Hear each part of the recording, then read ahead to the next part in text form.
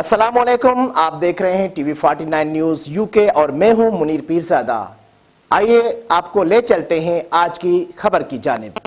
Spain के मारूफ businessman Chaudhary अमानत हुसैन महर के नए कोंदस स्टोर का शानदार इफ्तिताह का सिलसिला बार्सिलोना भर में जारी, जिसमें बिलखुसूस वाली जिला गुजरात की नामवर हर दिल अजीज समाजी शख्सियत अलहाज चौधरी करामत हुसैन महर अलमारूफ वड्डे महर ऑफ गढ़ा जटा ने अपने दस्त मुबारक से फीता काटा और दुआइयां कलमात पेश की। कोंदस इंतजामिया का वारहाना इस्तकबाल फूलों के गुलदस्ता पेश करते हुए खुश आमदीद कहा।